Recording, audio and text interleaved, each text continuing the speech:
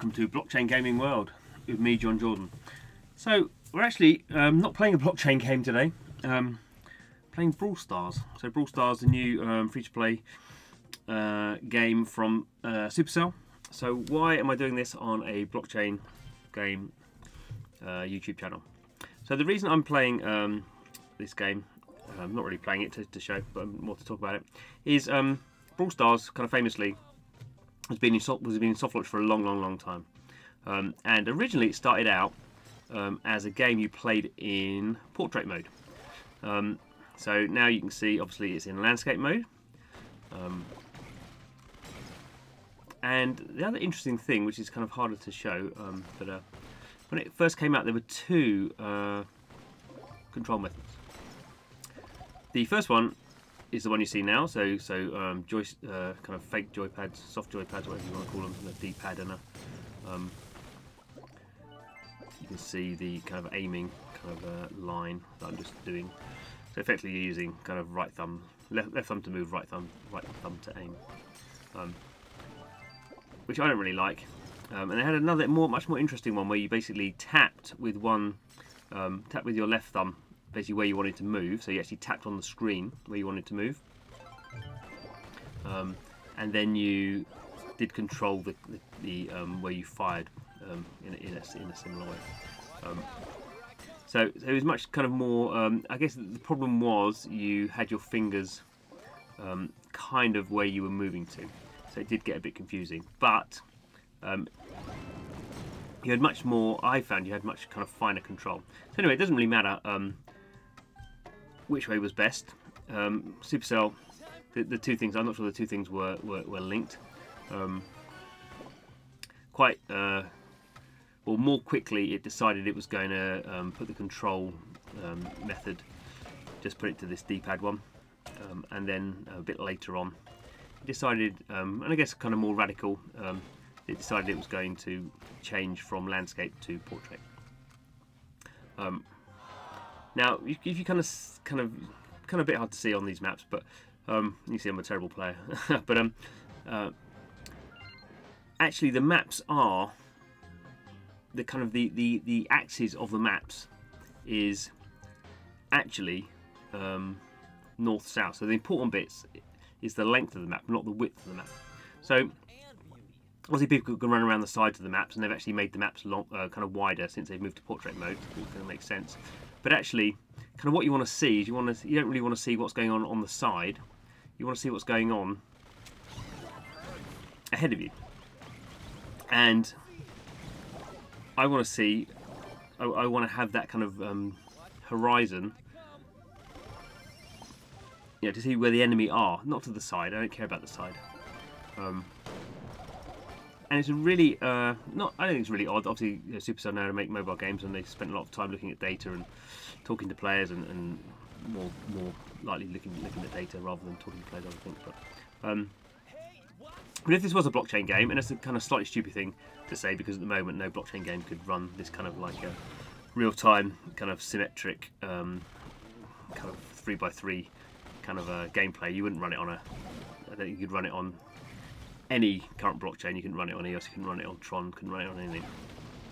Even the Hedera Hashgraph or whatever. I don't think you could run this kind of gameplay on a blockchain server at the moment, certainly at the scale that Supercell's doing it. But just pretend you did. Just pretend that Brawl Stars was a blockchain game, the whole of it was running on a blockchain. I would be tempted, not that I technically could do it, and not like have anything like the even technical ability to even describe what I would do.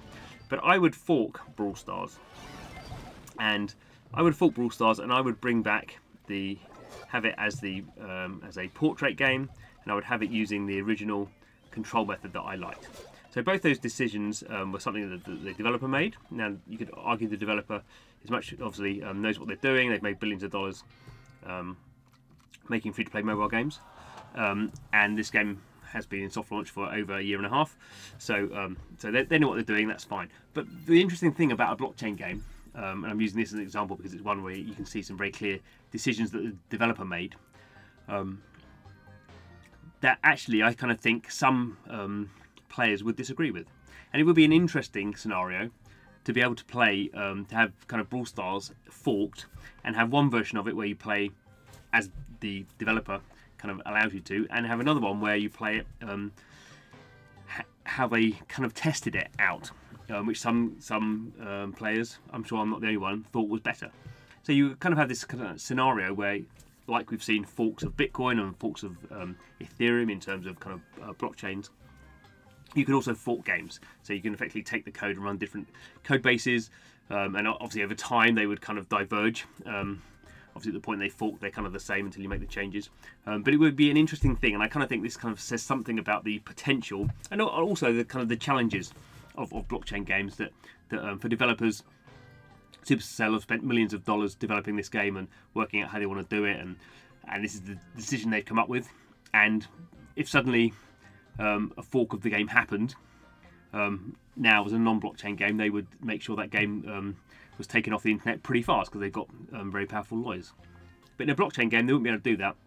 It would be my version of Brawl Stars as a portrait game with a different control method.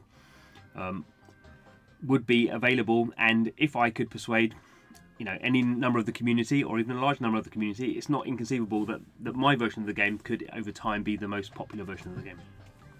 Now obviously that's not to say that the developer Supercell wouldn't get paid for that kind of thing. If they had set up the smart contracts properly, they would still work, and if we were buying and trading these kind of characters or items or whatever, they would still get the money for it, but the vision of the game would be much more shared amongst the community.